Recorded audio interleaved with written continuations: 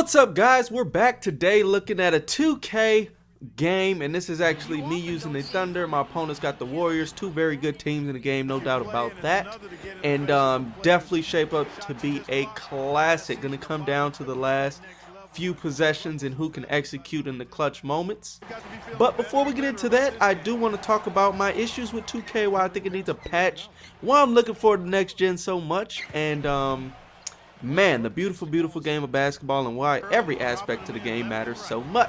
So, basically, when it comes down to 2K, man, the biggest issue that everybody has, and understandably so, is the rebounding. The rebounding is pretty wild. There'll be a couple examples in this game here, definitely. I mean, there's some in every game where your guys just completely miss the ball.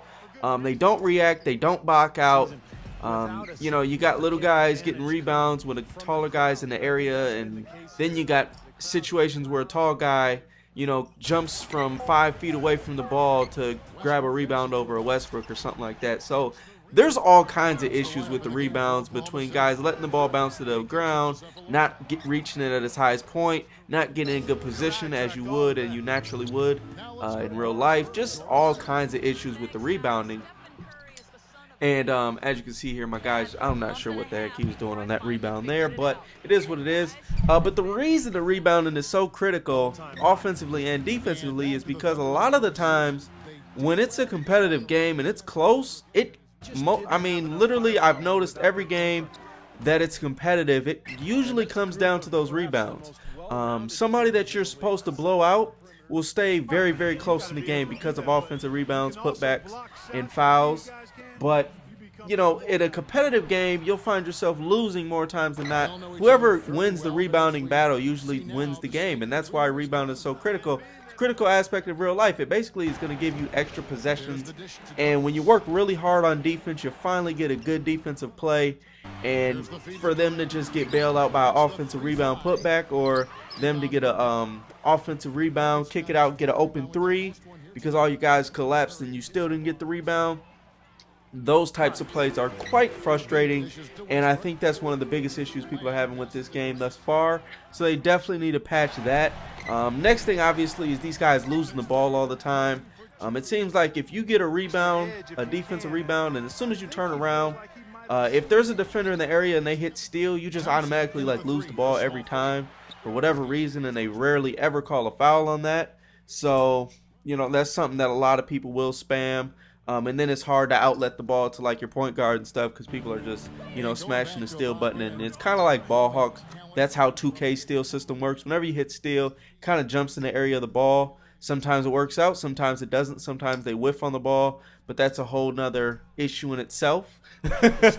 But for the most part, man, that is also another very frustrating areas with the, you know, you got good ball handlers losing the ball. Especially if you're just kind of dribbling in traffic. And then the passing, hopefully they got something for next gen that they can do with the passing. I'm not sure why they added the whole spectacular. Look at this. There's 4 guys miss. Not sure what the heck they're even doing. And then one guy comes from out of the 3-point line to get the board. And, of course, they get the layup. So those are the types of plays I'm talking about. And then there are these kind of plays here. This definitely didn't just happen to my opponent. This happened to me. This happened to him. We both went through it. We both played through this type of stuff all game. But, you know, they get the offensive rebound and they get the foul. I mean, the fouls on shots near the basket is just pretty wild, man. It's pretty high. And then things like this happen. Like, this is my first time seeing this. But, geez, gosh dang, in the middle of a play, this pops up. So I just end up intentionally fouling. But those are the types of things to me that are just real unacceptable. And then these types of plays just, I mean, as you can see, it's just a real lot of sloppy basketball all over the place. And that's definitely something you don't want to see, especially when you're using professional athletes. You know, those guys can catch the ball. I can catch the ball. I can go down to open gym. I'm not going to have a problem catching the ball, not going to have a problem holding on to the ball with only one defender around me.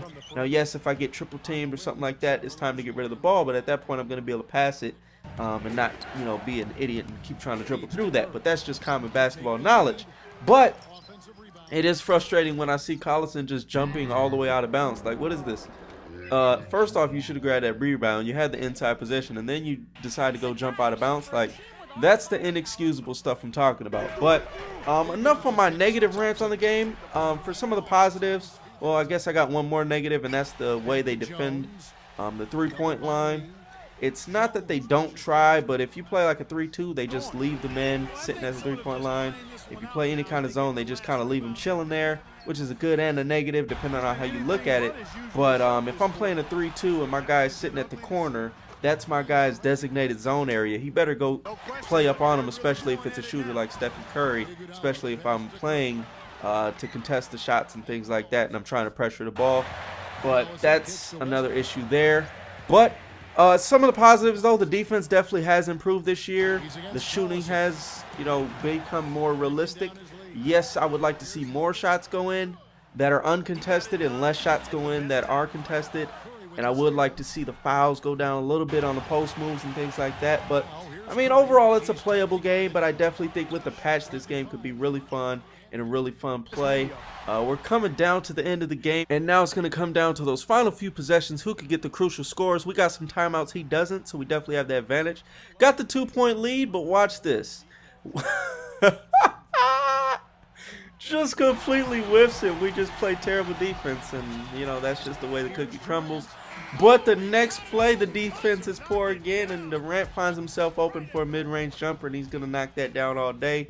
So hopefully you guys enjoyed this gameplay. Definitely was a classic finish right here. Definitely had a lot of fun playing. Y'all be sure to subscribe for more and leave a thumbs up if you enjoyed. Till the next time, we gone.